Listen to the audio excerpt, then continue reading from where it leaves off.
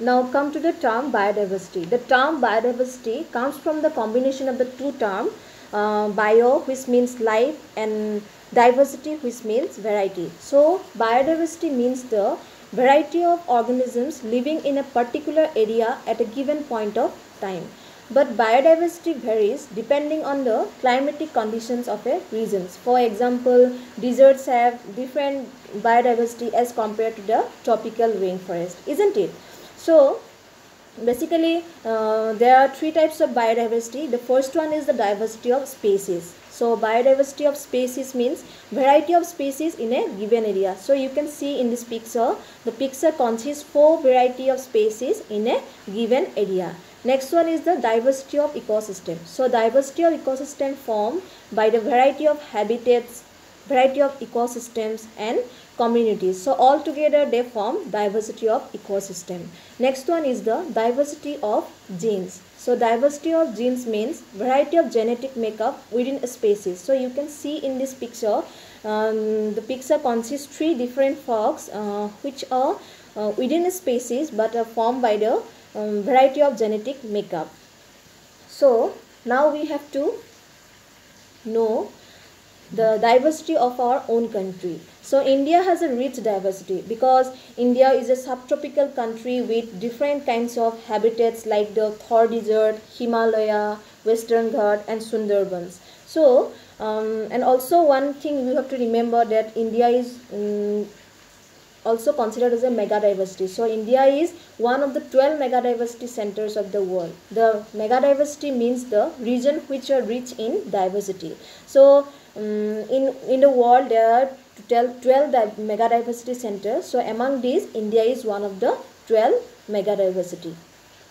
So relating to this term biodiversity, the two terms flora and fauna are very important. Flora means plants and fauna means animals. The plants found in a region are called flora and animals that found in a region are called fauna.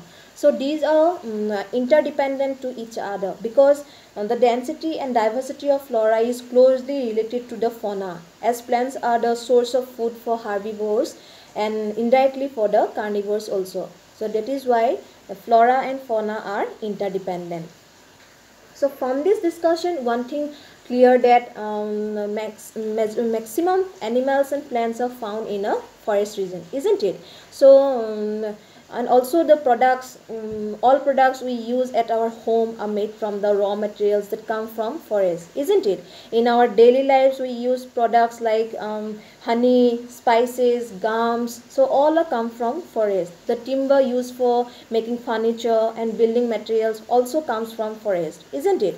Forest also help in the formation of rain and control the amount of carbon dioxide in the atmosphere. In rural areas, some people also still dependent on forest for firewood, medicines, timber, etc. So among all these, one of the most important factors is the production of oxygen by the plants in the forest. So for this reason, forests are also known as green lungs.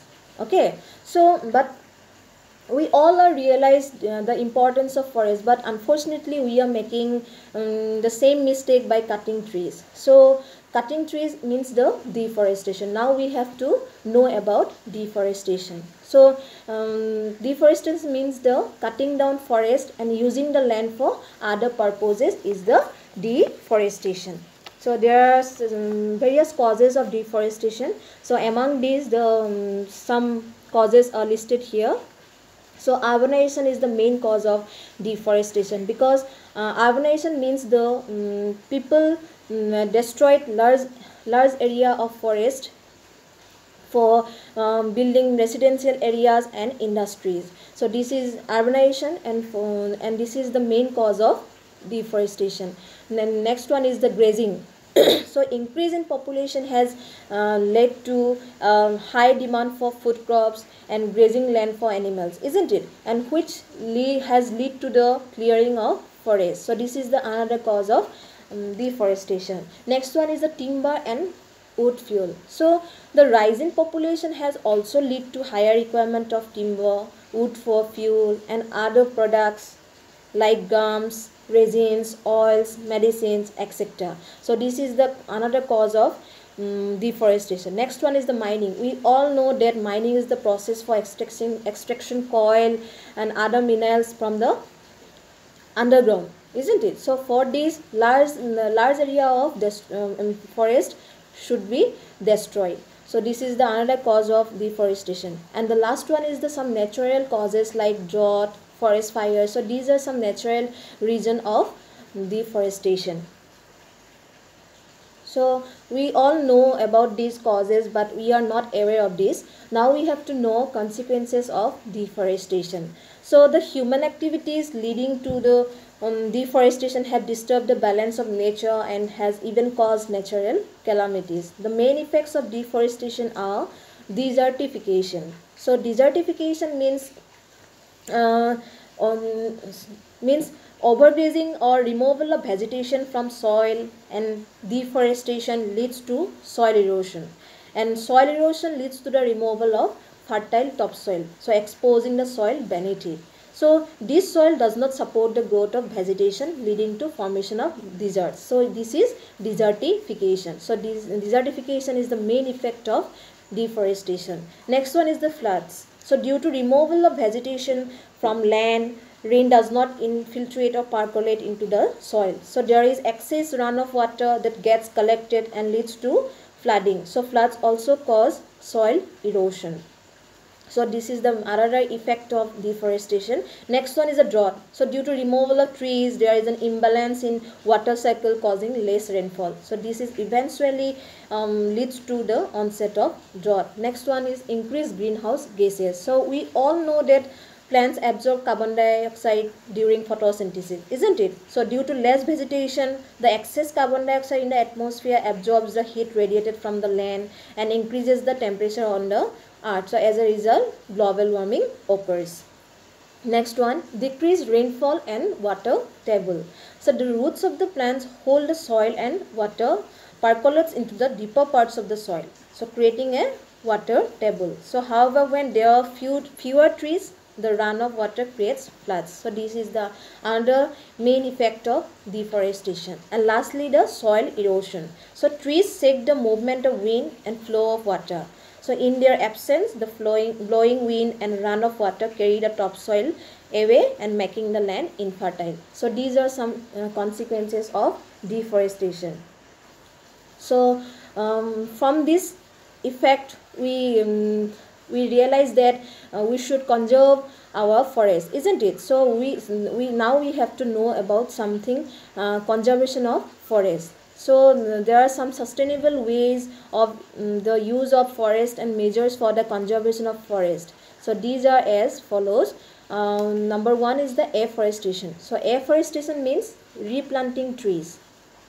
So by replanting trees, we can conserve our forest. Next one is the biological control. So insects or pests cause a lot of damage to the trees in the forest. So this is where the natural enemies of the insects and pests are helpful. So the rodents, birds, frogs, etc., which feed on insects and pests can be used as biological control. So this is the another step to conserve our forest. Next one is the preventing forest fires. So preventing forest fires during the dry summer months by making fire lanes. The forest fires can be extinguished by spraying oil, soil and water.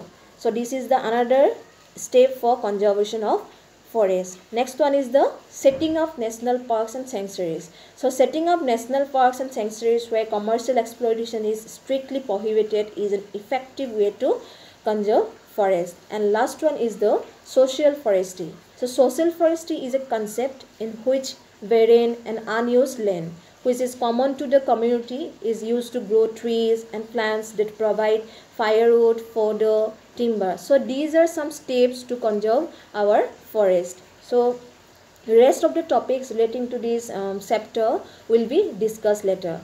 So by this, I would like to end my today's class. Thank you.